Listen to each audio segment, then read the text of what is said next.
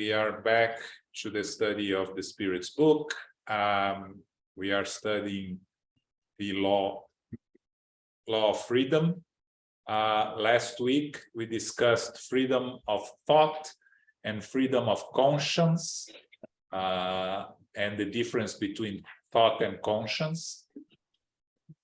Today, we're going to start studying free will, and we'll probably start studying fatalism. And free will and fatalism are related because there is one current that believes that human beings have free will, and there is another current that thinks that human beings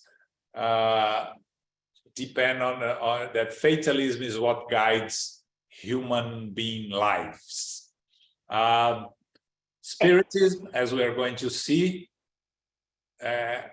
stays in the middle because we have free will, but there is some fatalism in our journey, eternal journey, but we'll get there eventually. We'll talk about it. Okay. So, Philip, you're reading for us? I sure hope so. Free will? Yes. Do human beings have free will in their actions? Since they have freedom of thought, they also have freedom of action. Without free will, they would be nothing more than machines. Okay, so first let's define free will, right? It's the ability to make choices based on our own individual decisions. We don't have free will, we develop free will. So when we become individual spirits in the beginning of our evolutionary journey, we have instinct that we acquire through the vegetable and animal phase. We have intelligence started to develop in the most advanced animal phase and developing in the human phase. And we start developing free will, which is animals don't have free will in the sense that we understand free will, because they make choices based on their instinct, based on the basic intelligence also, right? So when they go to one place or another, if you put two plates of food in front of them and they choose one, it's not free will, it's instinct, right? What attracts them more in terms of smelling or other senses. Free will, when we start developing our intelligence as individual spirits, we start developing free will, very rudimentary in the beginning, right? But we start, what is the free will? Is the decision we make between two or more different options that we have, that mainly in the beginning as primitives, still based on instinct, but already learning from it, right? Because different from an animal that will base their actions on instinct every time, they will learn things from it and may make choices based on what they learn, but still the instinct prevails. We, individual spirits, we can use the learning process to make use of our free will next time without having to stop and think if we're going to go here and there, because we already made a choice based on our previous learning, right? But it's very rudimentary stages of free will. As we grow, evolve intellectually and morally, we develop also free will. Okay, so why I say we don't have free will, we develop? Because I have free will today of, I want to go to the hospital and start treating patients. It's my free will. Can I do that? No. Society will not allow me to do that because I can want to do as much as, but if I don't go and study and prepare myself, my free will doesn't allow me to go and start treating patients. So our free will is limited by our intellectual abilities, right? As we developed our intellectual abilities, the free will can also be used for the wrong choices. And that can cause, in the law of cause and consequence, that our free will be limited in future incarnations in certain aspects, right? We have people that have mental or physical impediments that prevent them from using their free will as they want because of cause and consequence or other options. So, are we good? Any comments, Elmo? No? Any questions on free will? The concept of free will is clear? So far, so good. Okay. All right. Clear. Next. 844. Do human beings have free will from birth? They possess free will from the moment when they possess the will to act. In the earliest phase of human life, free will is almost non-existent. It is developed and changed with the development of the faculties. Children, having thoughts that match the wants of their age, apply their free will to the things that are necessary corresponding to that age. Yeah, so it's a good example for us to have an idea of free will, even in our evolutionary path as spirits, right? Because do a 6-month-old baby have free will? In theory, yes. In practice, well, they don't make choices. The parents make the choices for them. A 2-year-old, it's already starting to use free will. They already have their, yes. Yes, exactly. Well, we're different, yes. But again, it's restricted to the intellectual abilities of a 2-year-old, right?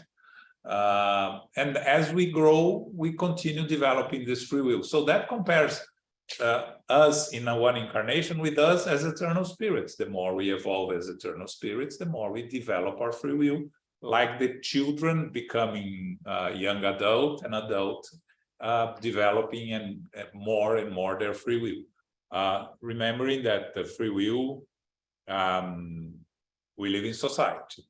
So we have our free will, but society controls a little bit or a lot of our free will and our ability to act on our free will, right? I have the free will to go out and start killing everybody, but that will end badly for me, right? Either in jail or being killed by someone else, right? So it's interesting because free will used for bad purposes creates fatalism, consequences. The natural law is a law that we have received the free will, but with that comes the responsibility. If we misuse our free will, we create fatalism for us, which is, it's not that an eye for an eye, because we know that that's not how it works, but there are consequences that we need to face with because we misused our free will. The good use of free will have also good consequences for us, right? We find ourselves better prepared and better, you know, the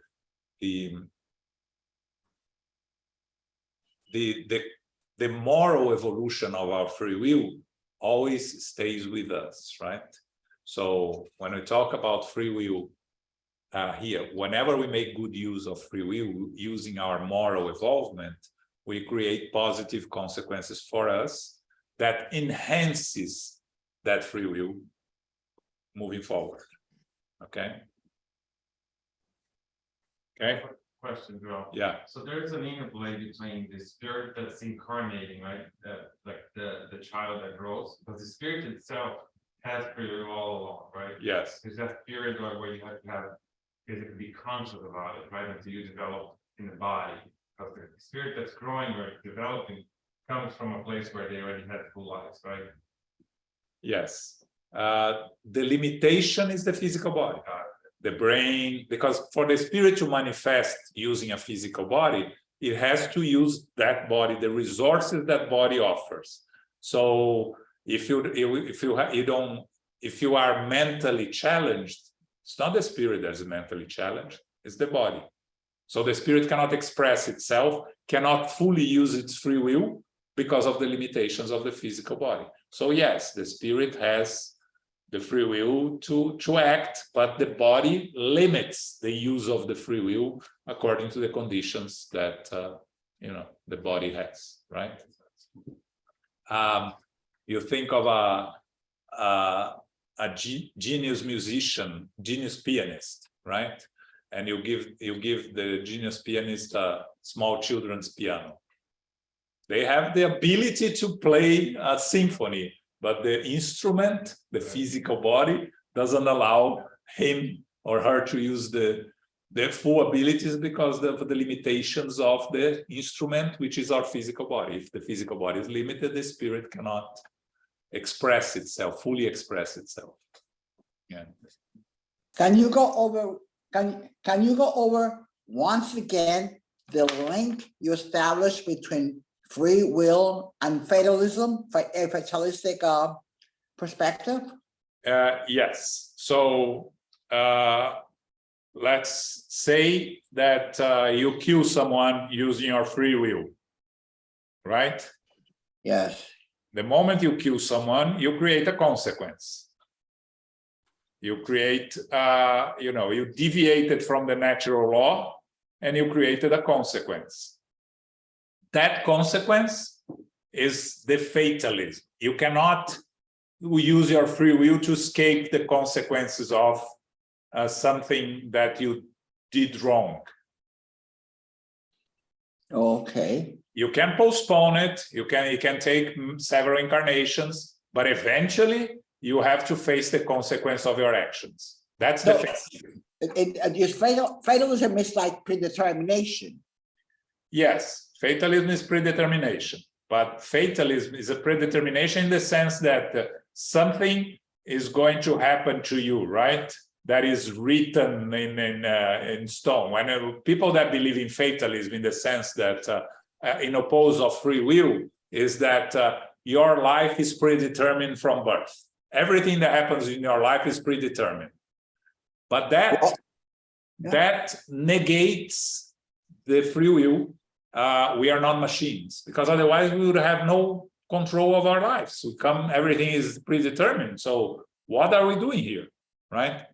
Now, it's interesting because I was studying, watching a lecture, and the lecture said, actually, we use our free will for those of us that can choose the events that are going to happen in our incarnations. We use our free will to determine some fatalisms in our incarnations. All right. Let me explain better. I understand that. Yeah, you have to go through, it's important that you go through a disease here in the physical life, because it will help you. Some diseases are reincarnatory, right? Consequence of our past. So you may go through a disease without, being part of your plan, but you're not participating, or you can go through a disease knowing beforehand that you are going to go to face the disease here. That's fatalism in a sense, but based on your own free will in the spiritual world, when you were planning your reincarnation. Again, fatalism here is used in the sense that you have to go through.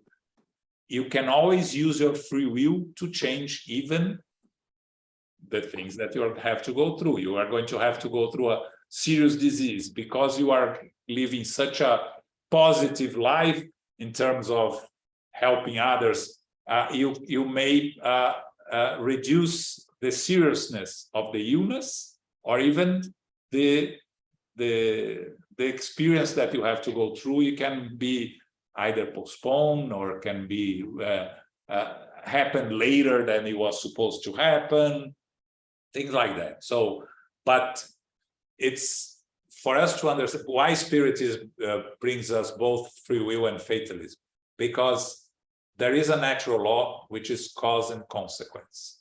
And if you create a cause, the consequence is fatalism in the sense of that we understand fatalism. It's something that it has to happen, but how exactly that is how it can be fluid in the sense, and that again we use our free will to move around. Okay. Yes, definitely. I understand that quite well. The thing is that I'm kind of, very much into words and language. And it's so if you're telling me that the free will directs me into consequences, and then those consequences, you call it fatalism or predetermination, but at the same time, you're telling me that because of my free will, I can more or less redesign that consequence. So in actuality, if you're telling me, in actuality, is I even have free will to relearn from those mistakes that I committed. Yes, but yes, I'm expressing it in a much more positive, I guess. yeah, but yes, but because we have to try to move away from the concept of fatalism as something Exactly. and it's going to. The only fatalism guaranteed in our physical life is the death of our physical body. Yes. And we're going to study that in the next chapter. That it's fatalism, right? Our physical body is going to die. That is predetermined when we are. But born. I'm not my body anyway. Yeah, exactly. Our physical body is going to die, but Exactly. that it's fatalism. What else can you call it, right? But besides that, the birth and the death, all the rest in between it, we can modify according to our actions for better or for worse, using our free will. But again, our free will is limited by our moral, intellectual evolution and ability to use our free will. Again, like the example I said, right? I cannot go into a 747 and go into the pilot's cabin and start driving the plane, right? My free will, I can try, but I'll be arrested. Yeah. That's the knowledge that you need to use your free will for certain things, right? Okay. 8:45. Just a second. The Yeah. times that you can attenuate your penalty, right? Let's say. Yeah, the Is consequences. based on merit, right? So Yes. it's still free will to choose based on merit, right? Yes, exactly. If you the expiations happen through pain or through love. Because at our stage of evolution, we don't know how to expiate through love. We expiate through pain, but it's not mandatory. Mandatory is the consequence. I killed someone. I have to face the consequence that I killed someone by either receiving this person as a child or as a parent or having this person as an enemy, obsessing me, several combinations, but I have to face the consequence. Now, I can face the consequence by loving, by having a change that is very difficult, a sudden change, and dedicate my existence to repair my mistake, trying to help in any possible way that spirit that I caused harm, right? That's consequence of my action, right? But I can do it in a positive way, yes. But there is a consequence always, right? hit your head on the wall, it's going to hurt. That's the consequence, and you cannot avoid that, right? But it's your free will to hit your head on the wall, right? Yeah.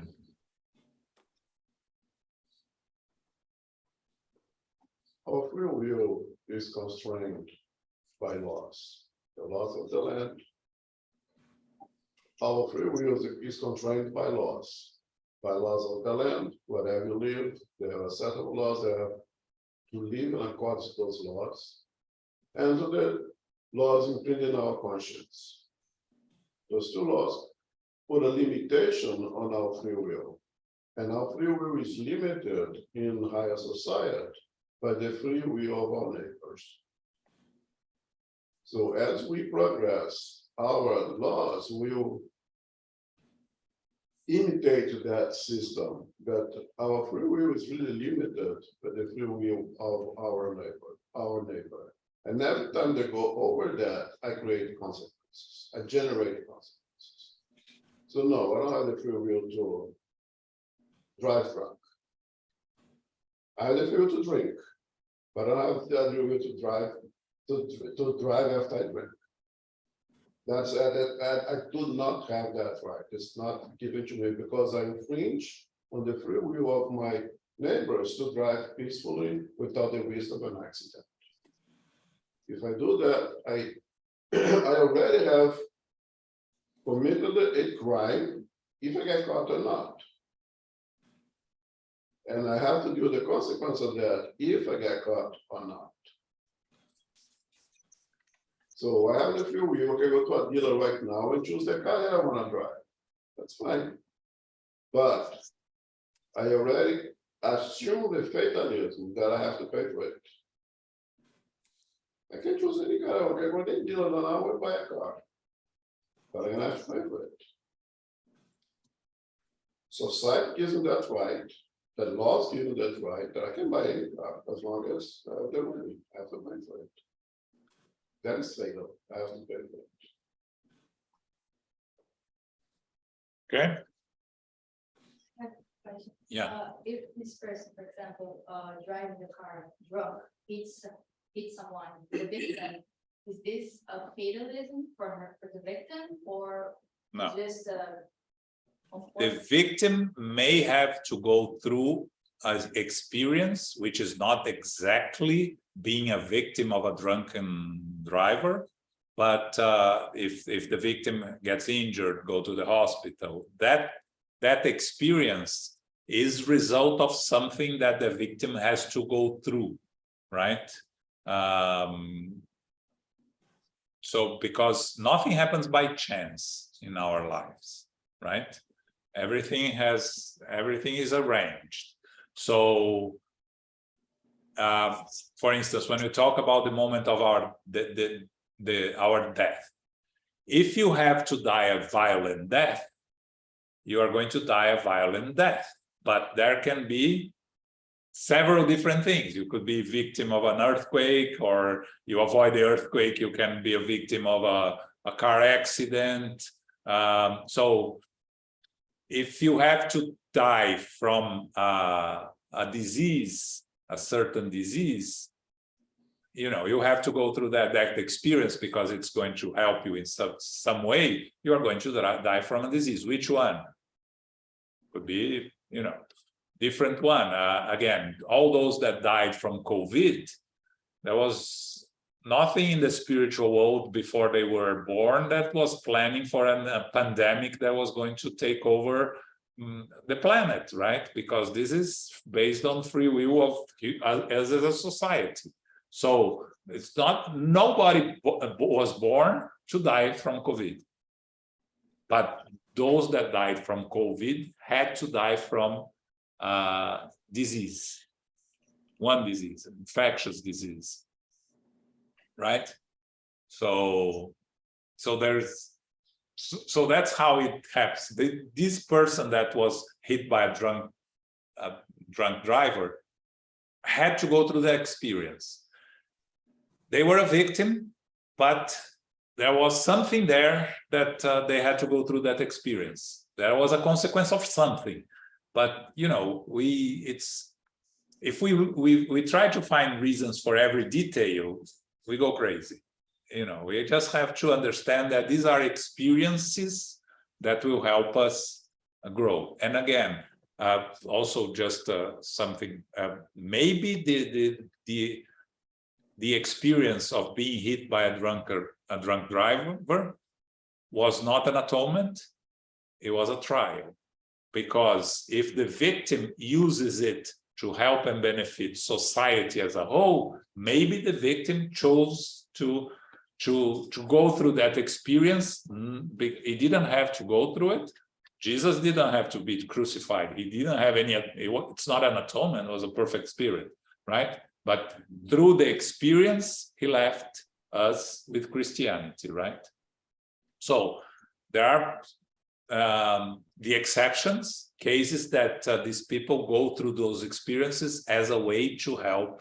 You see the result, right? The benefit for us as a whole. Maybe, you know, they study something that happened in an accident and discover a way that prevent this type of thing that is going to benefit a lot of people. So maybe that person volunteered to be a victim to help society as a whole. So that's why we shouldn't be looking for specific details and not be looking for an eye, because it's not how it works, right? It's interesting that the talk is through, we will talk more about fatalism. Yeah. Right. And then next week we're going to talk about fatalism. We're going to go back to free will. That's when we will try to be quiet. But to answer your question, there's philosophical doctrine that believes in everything is predetermined, it's called determinism.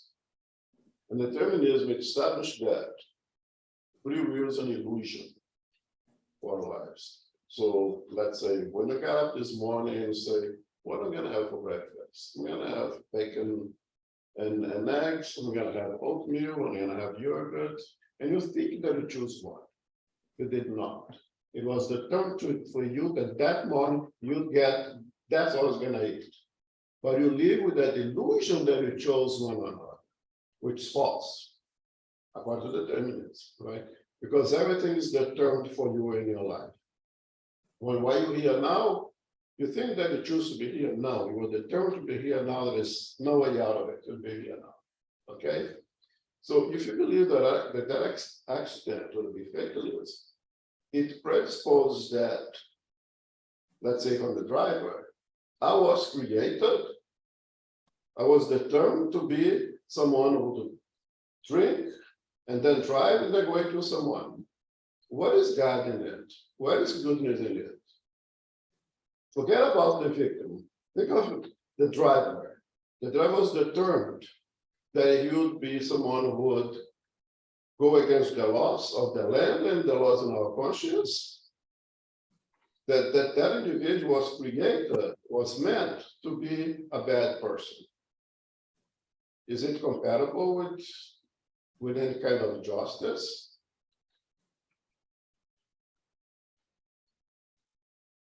Yeah, you brought determinism. That's it. I forgot about that word exactly. That was a good. Yeah, because it's not fatalism, it's determinism, which is fatalism exists, or even for those that think about the free will, but determinism, which is, you know, the opposite of free will, and that spiritism stays in the middle, in the sense that some things, death of the physical body is something that is going to happen. You can call it determinism, but you know, it is a sort of determinism in a sense, right? So that would mean that someone that is being determined to be a killer. That doesn't make sense. No. Yeah, and we're going to next week, probably when we go to fatalism, we're going to come back to free will a lot also, because those are pretty much very much related. So it's difficult to discuss one without talking about the other. Okay, 8:45, Philip, please. Are the instinctive tendencies that human beings have at birth an obstacle to the exercise of their free will? The instinctive tendencies of every individual belong to their spirits before incarnation. If they are not very advanced, these tendencies may motivate such individuals to do wrong, and spirits who sympathize with the wrong they do support them. However, no temptation is irresistible when there is a determination to resist. Remember that where there is a will, there is a way. So we bring, as Rogério was mentioned, we bring instinctive tendencies because we are eternal spirits, right? So we are evolving, but our inferior tendencies are still with us, and we bring to a new reincarnation. To act on those inferior tendencies is what's going to create problems for us. We have the free will to act on those inferior tendencies, but we have, as we become more aware of our inferiority and our need to control our inferior tendencies, we have the free will to try to control that. Of course, you know, going a little in the spirits, we have spirits around us that are they are enemies from the past, or those that associate with us because of our inferior tendencies. They are going to try to prevent us from choosing the right path. But as they say here, no temptation is irresistible, and when there is a determination to resist. Again, the merit is to resist and overcome. That's how we evolve, right?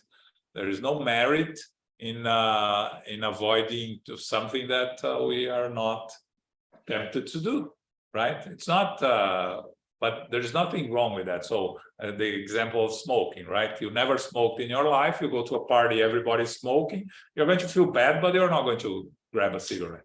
If you smoked and you quit, you go to a party where everybody's smoking, you may be tempted to go to smoke again. The willing to resist that tendency and to overcome the necessity, the need of smoking, is how you are fighting against your inferior tendencies. If you win that battle in this incarnation, very likely in the next incarnation, you're not going to have it, and you are not going to smoke or even be tempted to smoke, because something that you acquired. You know, it's a simple example for us to understand how we fight against our inferior tendencies. We always use the word the patience, right? You either have it or you don't.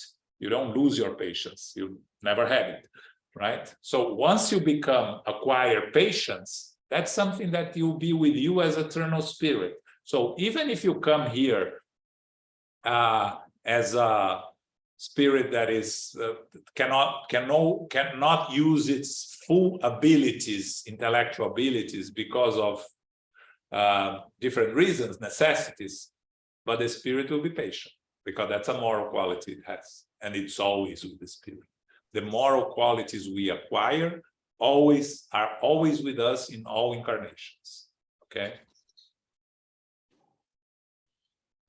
You have to keep in mind also the forgetfulness of previous existence, so can have a fresh start and be able to redirect your moral character, right?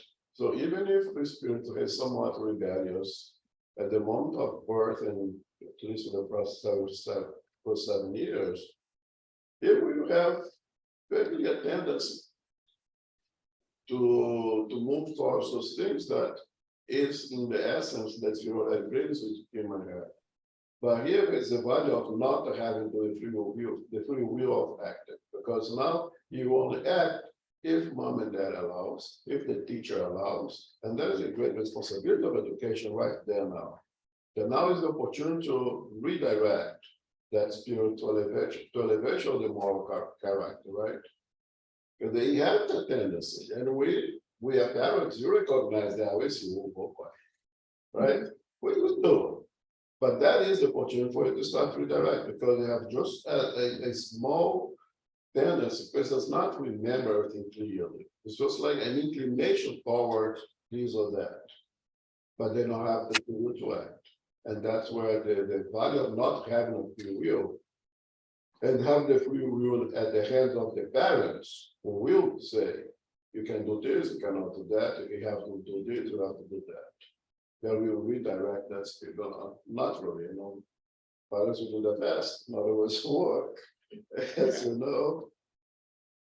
Yeah, but yes, absolutely, especially 0 to 7. You know, you read that child, 6-year-old that took a gun to the school and shoot the teacher, right? It's there in the spirit, right? The tendency of the child to be violent is there. I'm not going to blame the parents here because I have no idea how they educate the children. But the fact that they had a gun at home already raises suspicions. But it's the responsibility of the parents to prevent a child from acting on this violent behavior, tendencies. And we know many children have violent tendencies, right? Again, the parents are not perfect, but you have to do the best to prevent the inferior tendencies or the inclinations that the child have to act on them, right? It's a challenge, and as they become older, it's becoming more and more of a challenge, right? But yeah, so the child who come in, spirit already have that tendency of previous experience to violence. You know, in the first years of childhood, they say, come here, let's watch MMA together. Let's see people beating up and the blood all over the screen. Let's come, it's nice to watch. Look, the gun there just fought. Look, you can shoot 3 people at once. And what do you expect that child going to do? I do blame with parents, I'm sorry. no, To a certain degree. yeah, it's likely that it's the responsibility of the parents, but I don't know the details too. But of course, the fact that the child brought a gun to school, it's already, you know, it's first the parents have a gun, and second, the child has access to the gun. So, yeah. Anyway, No, you said something very important. That child already had that inclination. yes. Otherwise, if was someone as spiritual already developed a peaceful mind, that would not happen. Then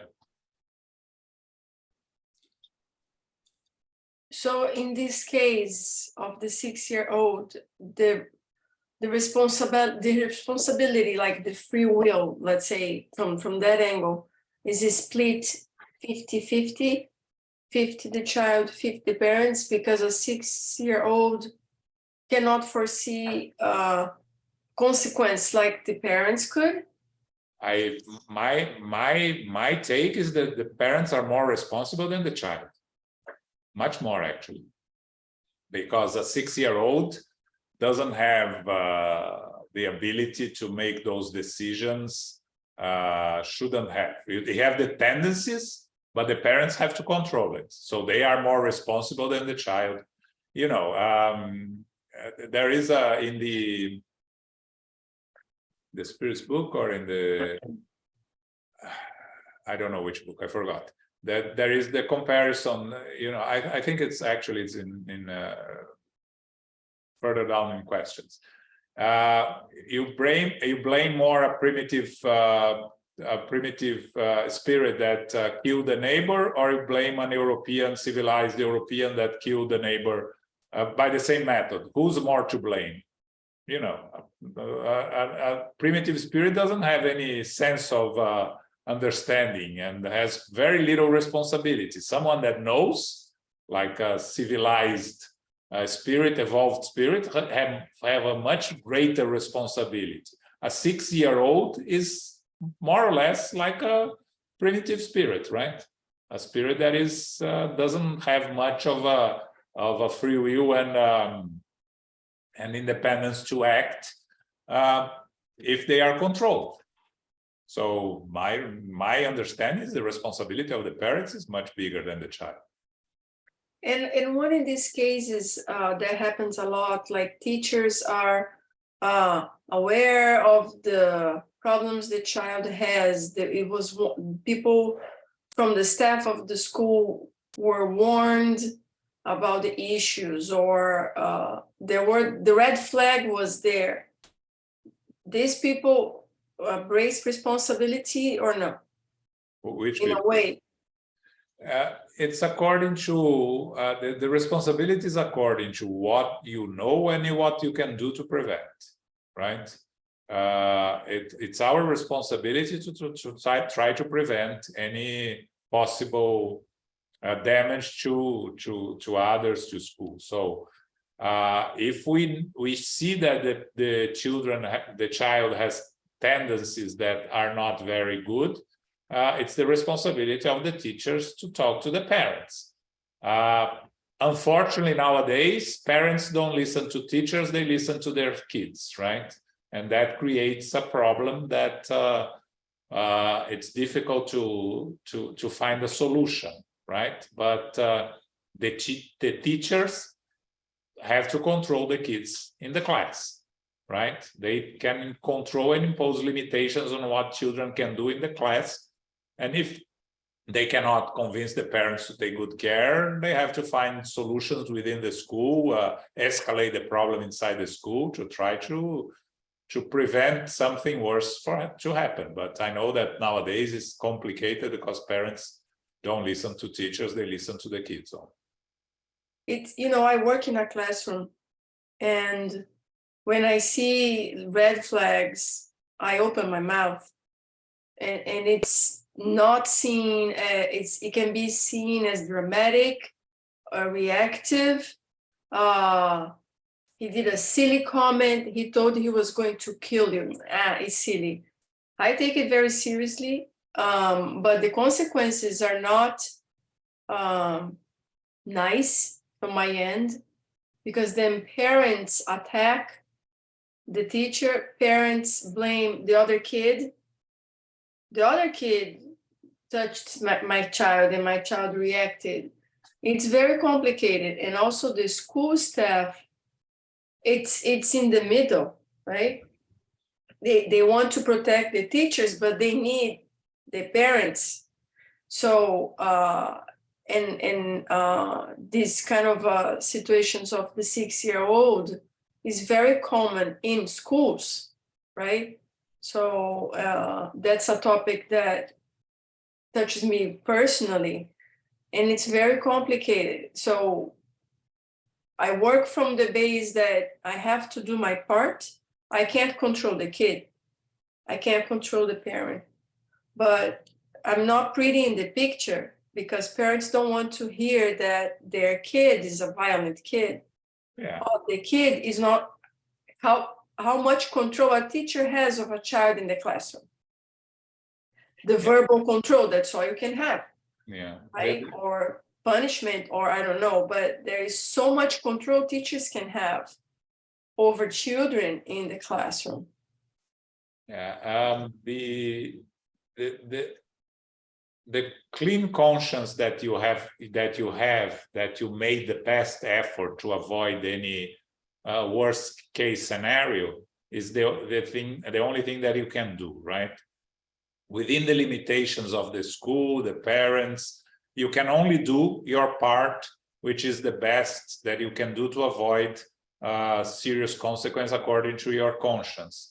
And that I know that has some not very good consequences for those that are different from the rest. But according to our knowledge and our understanding of us as eternal spirits, our responsibilities is to have a clean conscience that we did the best that we could do. So if something happens, we don't start blaming ourselves again. It's easy to say, it's not easy to act like that because there are a series of ramifications in all these cases. But we have to try to do our best. And yes, we cannot hide ourselves from the problem because that's not the best solution, unfortunately.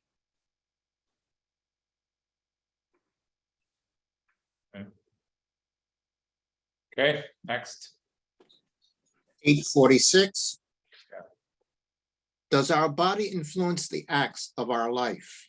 If so, does this influence constitute a violation of our free will? Spirits are definitely influenced by matter, which may hold them back in their manifestations. This is why in worlds where the body is less material than on earth, the faculties are exercised more freely. However, it is important to remember that the instrument does not confer the faculty. You must also distinguish between moral and intellectual faculties. If some individuals have the instinct to commit murder, their spirits possess it, not their bodies. Those who obliterate their thoughts solely to care about matter become like animals. And even worse, they no longer try to protect themselves from inequity. This constitutes culpability because they act of their own free will. Yes, again, the spirit acts through the body. So the limitations of the body prevents sometimes the spirit to fully exercise their free will, right?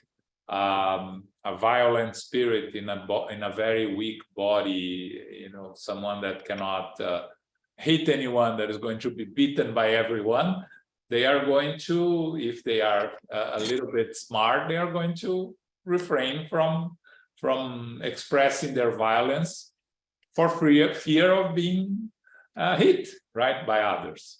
That will come from very early age. So the body influences the actions of the spirits. We see many times what we call the gentle giants, right? These people very big, very strong, but they are very sweet and very kind, right? Because it's the spirit. The body, it's just our clothes in this incarnation, right? And on the contrary, sometimes you see, you know, small people very aggressive and very, you know, dangerous, right? Because in the end, it's the spirit, right? So the body influences the spirit. It's our responsibility to learn to control our inferior tendencies, our impulses, and to use our resources to improve ourselves. If we, you know, if we allow the necessities of our physical bodies to predominate over our spiritual needs, we are going to create consequences for ourselves, serious consequence, right? So if you love to eat and you start eating uncontrollably and you start gaining weight and you become obese and you don't care, and you are going to end up causing harm to your physical body that could be even fatal, right? Are you responsible for that? Absolutely. You used your free will for something that you know it was not the right thing to do. You can say, oh, but I became addicted. Well, addictions have treatment, right? It depends again on our free will to look for treatment, to look for assistance. So it's our responsibility to make the best possible use of our physical body to help us evolve morally and intellectually. Any deviation from not using our best abilities creates consequences for us. Again, we are imperfect spirits, so we're not expected to be perfect. So, you know, and we are learning also. So we are going to make mistakes that are a result of our necessity of learning. When you don't know something and you make a mistake, you don't create karma because you didn't really know. But once you know and you repeat the mistake, that's when you create consequences, right? The other day I was hearing someone, we shouldn't use karma in spiritism because karma comes from Eastern, which is a determinism. Karma is determinism. It's a definitive thing that is going to happen to us because of something in the past, right? And they're right, but it's a word that we use because it's easy for everyone to understand the concept of karma, which is the consequence we create for ourselves. But again, the true definition of karma, according to the origin, which is the Eastern religions, is determinism. Okay. Okay, Paco, and that's for you. Yes. Okay. 847. Do anomalies of the faculties deprive individuals of their free will? If the intelligence of human beings is altered by any cause whatsoever, then they are no longer the masters of their thoughts and are no longer free. Such anomaly is often an atonement for spirits who, in another life, have been vain or arrogant or have made bad use of their faculties. They may be reborn in the body of a mentally impaired person, as a tyrant may be reborn in the body of a slave, and a callous, wealthy man in that of a beggar. Such spirits suffer from their constraint, of which they are fully aware, and this is the action of matter. Yes, the physical body can restrain our ability to express ourselves according to our free will and our intelligence. If you use your free will to cause harm to many, and for more than you come to an incarnation, you cause a lot of harm. You come to the next one, you use a free will, you progress a little, but you still cause a lot of harm. If you keep repeating that, you may have to come in an incarnation where you are mentally unable to cause harm to others. You come restricted, because what you are going to learn from being restricted, the spirit is not mentally impaired. The physical body is. So the spirit cannot act. It learns resignation, acceptance, it's going to face the consequence of this difficult life of being mentally impaired. So it is an opportunity for a spirit to learn and to evolve from that. Sometimes you need more than once. Sometimes the mentally impaired is escape of the spirit from itself. That the spirit caused so much harm that in the spirit world, the spirit is suffering so much through the persecution of others, of those that the spirit caused harm, that the spirit may ask for an incarnation of inactivity, of physical inactivity and mental impairment, so he can get a break from everything that is going on around the spirit. Okay. But let me just make a comment. It's also, we're looking at it very kind of individualistic in terms of my own account and my own conscience and my own actions. But then I'm sure there must be a possibility in which a spirit might be born to a lady, or vice versa, I don't know. Okay, I'm going to help you with this, that you need to grow, and I may be born like handicapped and be born with it, and she's going to be my mother, she's going to be taking care of me. Yes. But I didn't do anything. I just offered myself in order to help the lady. Yes, that's a mission. That's the case that in Heaven and Hell, that the story of Marcel, that died when he was 8 or 9 years old, that was completely physically impaired.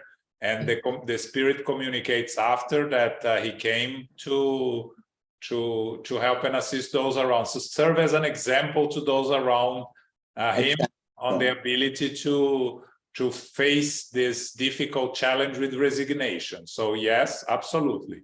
Not everyone that is mentally challenged or physically challenged. It's because of himself. It's an atonement. Sometimes it's a mission. Yeah, you can come to a family that needs. So, for instance, you have your parents that are in a very difficult stage. They need to learn to love and to be patient, and so you are born into them, completely dependent on them. So they have to focus all their attention on you, and they don't have time to cause more harm to themselves in their evolutionary process. So you are coming as in an act of love to help your parents you don't have anything to atone in that physical body that is all damaged, but you are helping your parents because you are forcing them to learn through love and attention and care, and that it's going to be a great help to them. And again, Paco, one incarnation is nothing, right? Yeah, and I know that. Remember that line. Yes. That I don't know. Life itself is fleeting. It is well, it's just somewhere Fleeting here, Yes. you know. But yes, but it was very good that you brought this, because we were talking a lot about atonements, but not every, we cannot look at all those that are struggling with mental and physical abilities as a punishment. That punishment, again, atonement, a consequence of our own actions. But some of them may come as for other reasons. Exactly. Okay. All right, let's see if we have some 3 minutes. Let's see if we finish the Wow. But what's going? 3 questions more. Let's try to. Wow. Time flies here. Yeah. 848 Yeah. is the impairment of the intellectual faculties produced by drunkenness an excuse for reprehensible behavior? No, because alcoholics have voluntarily deprived themselves of their reason to satisfy their unrefined passions. They commit 2 crimes instead of just 1. Yes. So it's very important this, because you drink using your free will, right? And if you drink too much, you become impaired intellectually, right? So if you cause harm to others when you are drunk, you are committing 2 crimes, right? The crime of getting drunk and the crime of causing harm to others. It's very clear. You increase your responsibility. It's no excuse. And the human laws do not excuse your accidents when you're drunk. No. Actually, on the contrary. So the natural law is even more perfect, right? Okay. 849. Yeah. What is the dominant faculty of primitive peoples? Excuse me. Is it instinct or free will? Instinct, which does not prevent them from acting with absolute freedom in certain things. However, like children, they use their freedom for the satisfaction of their wants and only evolve through the development of their intelligence. Consequently, as you are more enlightened than primitive peoples, you are more responsible than the latter if you do wrong. Exactly. We've always said that. Yeah. Dominant faculty, okay? It doesn't say the only faculty. It says the dominant faculty is instinct over free will. We are just coming from the animal phase, right? As a spiritual principle, where we learn instincts, we develop instincts. So that's all we know, basically. We're starting to develop our intelligence and our free will. Starting to develop means that we are not going to use it much because we don't have much of it. What we have is instinct to survive, to procreate, to survive, right? And we try to find shelter to protect ourselves from the enemy and from everything that happens around us on the rain and cold and etc. We want to survive, we want to find food, and we want to procreate. These are all instincts that we bring from the animal phase. Now, we start to use the free will and develop the free will, as I said in the beginning. Now, our responsibility is very limited, right? Because when we are fighting for food with the next door caveman, and we kill the other caveman, there's almost no responsibility. We're acting instinctively, trying to survive, right? Of course, this through the several reincarnations as primitive people, we are evolving. So we are learning more and more, and we are creating more responsibilities for ourselves. But Oh. For the same wrong, we are much more responsible than a primitive spirit. Okay, let me see if I could clarify. The more we evolve, the less instinctual we become, and the more use of the free will is exercised. We still use instinct, Pacos. Instinct is part of who we a lot of things that we do still have instinct. It's just that we But much less. Eventually, yes, in those we dimensions, use but much less because we analyze and reflect, but we still have a lot of things that are instinctive in ourselves. So, okay, so yeah, that's what I'm saying. So we start with pure instinct, and as we evolve, we move away from that instinctual drive. We still have it at this dimension, definitely. Yes. But we move away from the instinctual drive until, I guess, when we reach perfection, we are totally devoid of that instinctual drive. Exactly. Yes. Okay. So listen to what I'm going to, then I can conclude that the starting point of free will is pure instinct. Yes. Okay. Yeah. It sounds a little bit kind of, it's paradoxical, not contradictory. It's paradoxical. It appears like contradiction, but it's not. Okay, thanks.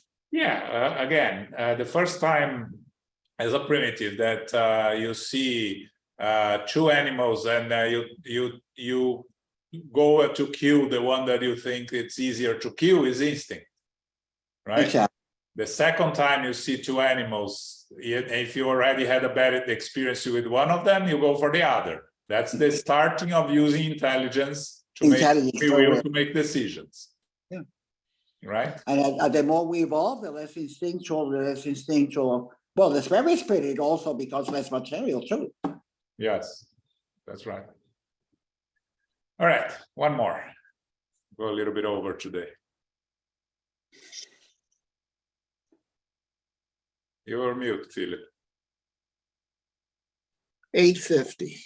Is social standing sometimes an obstacle to complete freedom of action? The world definitely has its demands.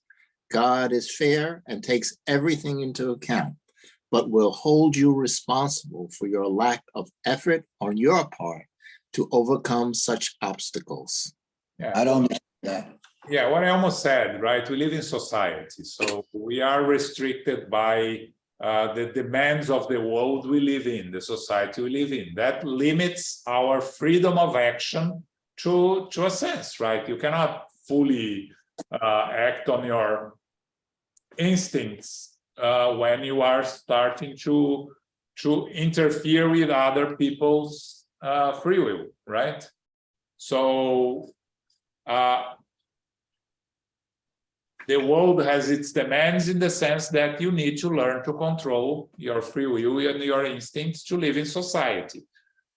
You will be responsible for any lack of effort, meaning, if I know that I cannot drink and drive. If I do drink and drive, I have responsibility. It's my lack of effort to resist to the tendency of drink and driving that is going to cause consequence for me, like I almost said. So that's living in society that creates an obstacle to complete freedom of action. I would say more creates responsibilities for us to live in society. Okay. All right. We stop here. So what we have here, Sunday, it's we have the study of the Gospel according to Spiritism. Is the second Sunday of the month. The lecture on Saturday by the United States Spiritist Federation is The Spiritual Layers of the Planet by Luis Lima. Luis Lima is a very good lecturer that it's from Florida. He does a very good analysis, very detailed analysis of the subject. So I highly recommend you watch Saturday at 11 a.m. The Spiritual Layers of the Planet. Okay. I know Sunday is Eastern, but we have our study of the Gospel according to Spiritism. It ends before your Eastern lunch. Book club next Wednesday, chapter 5 of part 2. We are finishing it, almost done with it, but we still have some time. Okay, Carol, you do not find a prayer. Yes, thank you very much, John and Elmo, and thank you, Philip, for reading, and thank you, everyone, for participating. Infinite Creator and Supreme Intelligence, we are grateful again to be together for our studies of the Spirit's book, our topic being free will. We evolve through basic instinct, intelligence, and we gradually develop free will through our learning and our evolutionary age. The moral evolution always stays with us. The body can limit free will depending on its physical condition. The spirit, however, acts through the body, and free will involves the decisions we make between available options. There is the natural law, which we know well, of cause and consequence. We can choose inferior tendencies, or we can resist them. It takes effort. Expiations can occur through suffering or love. Nothing happens by chance. We have many opportunities to positively prevail. We give thanks to the spiritual benefactors, the good spirits, for helping us, for inspiring us, keeping us on point. May we receive the love, light, and peace of Christ within us. And may we also receive this love, this light for our loved ones, our directors, our counselors, the mediums, the workers, and those who are affiliated with SGNY. We pray for inner peace, and we pray especially now for world peace, for those who are deeply suffering, not only in the physical world, but also those who are suffering in the spiritual worlds. We pray for SGNY and the Spiritist centers throughout the world, that they may grow, expand, prevail, and totally be protected. As we close, we humbly ask for safety and protection as we return now to family, friends, loved ones, and co-workers. May we receive the great light of the Easter blessing. The Passover time, this is happening as well. May we go forth now, reminding ourselves to be beacons of light, to be of service, to be of greater peace, greater harmony, and greater love within and without. So be it.